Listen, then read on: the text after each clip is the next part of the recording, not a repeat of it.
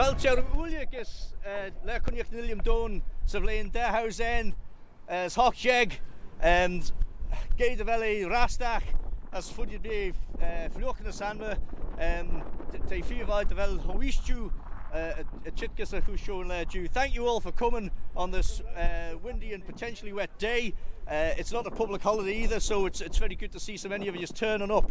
We've got quite a bit to get through, so we won't waste any time. Overshadowing the event this year is the very sad death of Roy Kenyock, who died on Wednesday quite suddenly. A bit of a body blow to us all, actually. I will say a bit later, but Bernard, I knew Roy for nearly 30 years. Bernard knew him a bit, and Bernard will say a few words about Roy to start the event. Where is Bernard? Thanks, Mark. Well, I wasn't expecting to speak this year. I'd been put out to grass by the movement, so to speak. And then the sad news came through, very sad news, and a real shock of the death of Roy Kenyock. Now, Roy has been a foot soldier in the movement for many years, but in the last several years, he'd also become a very pivotal figure in both the Celtic League and Vannin. He was the cultural officer in Vannin, and he was the branch secretary of the Celtic League. And of course, he was very enthusiastic in relation to those roles, and he gave them the same sort of commitment that he gave in all the other work that he did on the island. And you only have to go online and look at the Facebook pages to see the extent of that work across the community, first as a teacher and then in a variety of organisations. He'll be very, very sadly missed. And of course, his role in the pan-Celtic movement also embraced the Celtic Congress. Now, I don't often give Manx Radio accolades. In fact, I'm always critical of them.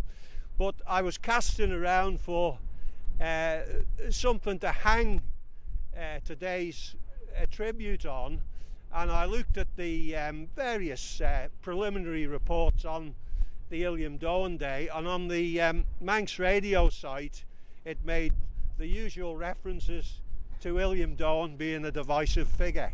Well, I'll leave others to, sort that out.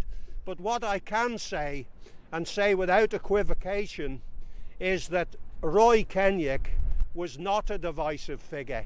He was a consensus figure, and he reached out to all the organisations, often in the face of opposition from, shall we say, more die-hard individuals in the national movement. He felt there was a need for there to be a greater coming together.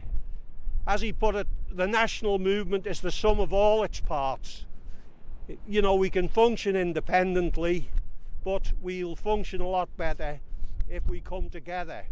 And indeed, he demonstrated that last January when we celebrated the centenary of the death of Sophia Morrison by bringing the three main national movements, Vannin, the League and the Congress, together for an incredibly successful day. Now, I know that Roy wanted to build on that, and he wanted a reaching out, not just from the non-governmental side of the national movement, but also to the more organised, the governmental side, like Culture, Vannin and the other organisations like that. And he had a lot of ideas. However, the bedrock always was that younger people were the future of the movement, and he was anxious to stimulate young people's involvement.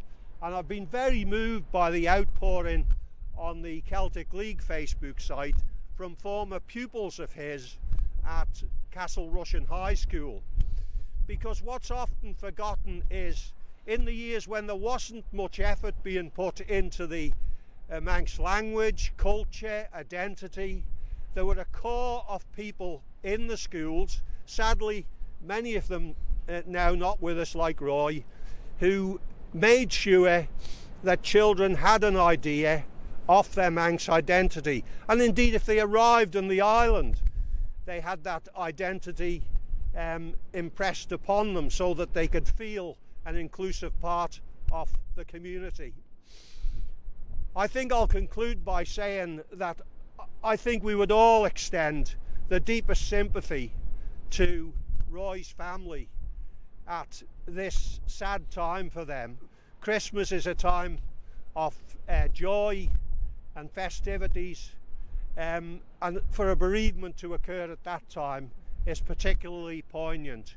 He was a great man, and I've described him as a great Manxman, and indeed I think that's what he was.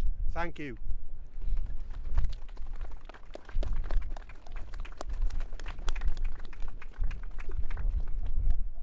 Hanel rud a beef on them Grenelurg Shen Benton Rish Roy. I can't really say anything more than that about Roy.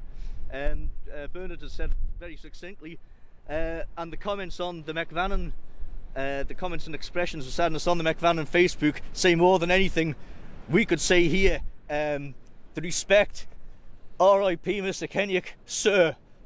That says it all. Anyways, I'll do a quick resume of the year. Which certainly, looking for where we stand as nationalists, I can't say is great. Mr. Thomas, hello Chris, has given the government, I think, 7 out of 10. No. The obsession with Brexit needs to be let go.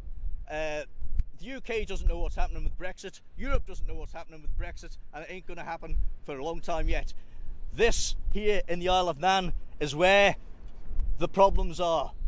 We have a population in flux. People are coming, staying for 3 months and going. The government's saying on one hand we can't attract people here, we need more people to come here, and yet real wages, real standard of living for the ordinary person is going down, and not by percentage points, significantly. We've got a problem here. So all this 30 years of unprecedented growth, the Klondike economy has delivered nothing lasting. We've had the so-called Paradise Papers. Nothing, I would say, unpredictable or shocking came out of that, actually. But when you lead with your chin, you're going to get it punched. And that's exactly what the policies of the economic policies the Isle of Man has done for the past 30 years. We are part of the international tax haven economy, and when things like this come out, the Isle of Man kickers will queue up to have their go. The BBC, The Guardian, et al. And despite what he said, Mr. Quayle's hastily convened press release in the wake of it was a panic reaction.